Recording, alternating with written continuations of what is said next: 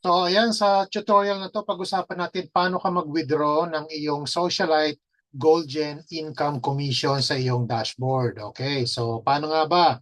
So tingnan natin. Ano yung procedure? So syempre mag-login ka muna, i-type mo yung username mo, password mo, and then click login. Yan. So pagka-login mo, yan, click go to my dashboard. Ayan, so makikita mo na sa dashboard mo, puntahan mo to, punta ka sa bandang baba, sa bandang kaliwa, tingnan mo tong withdrawal, pindutin mo yan. Okay. Pag napindot mo yan, ito yung next, pindutin mo naman yung withdrawal request. So makikita mo dito, 9,250, yan ang i-request ko.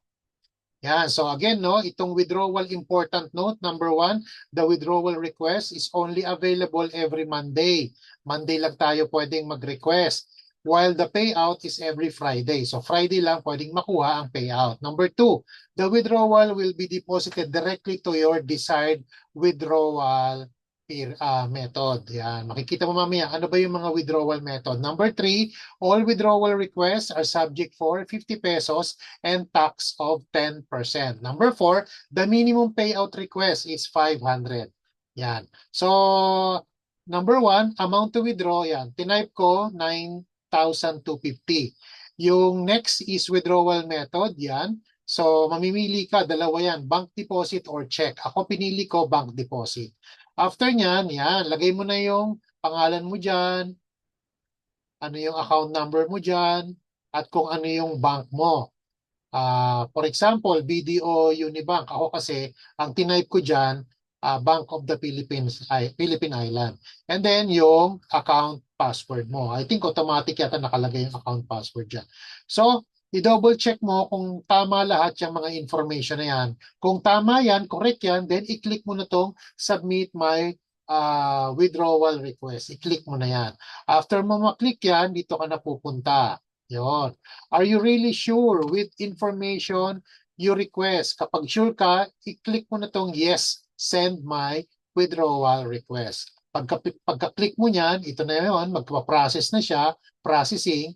After ma-process, yun, you successfully request your withdrawal. And then click OK. Yan. At ito na yung bubungad sa'yo. Ayun, no? So, yan na.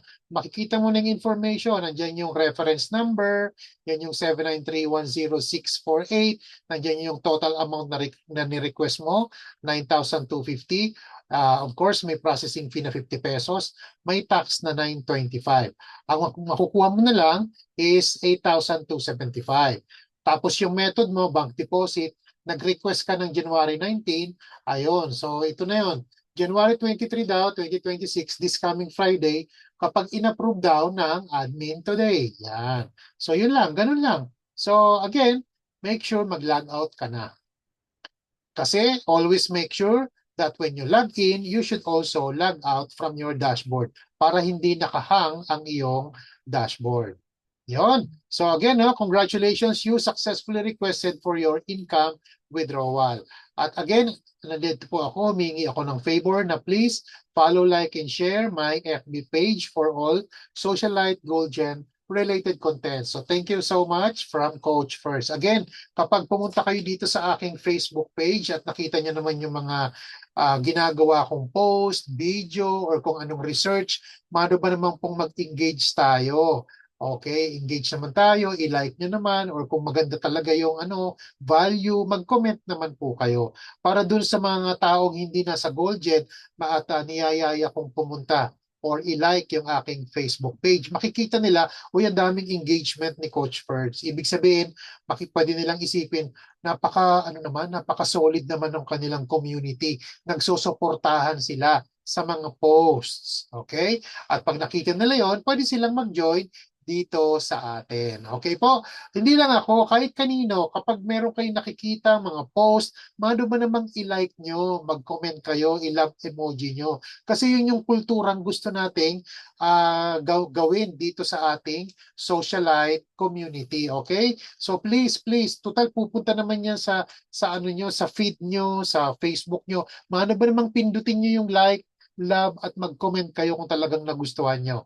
That's one way to support each other. Okay? Kasi ako ganun po. Kapag nakikita ko, nagla-like ako, nagko-comment ako, nagla-love emoji ako. So sana gawin nyo rin yon sa aking page or sa aking YouTube. Kasi marami pa po akong tutorial sa aking YouTube. Mano ba namang mag-like kayo sa YouTube, mag-comment kayo kasi hindi po madaling gumawa ng YouTube, di ba? Katulad nito, ni-record ko to, ilalagay ko to sa YouTube. Okay po? So sana magsuportahan po tayo bilang socialite partners. So yun lang po, maraming salamat. Until my next tutorial.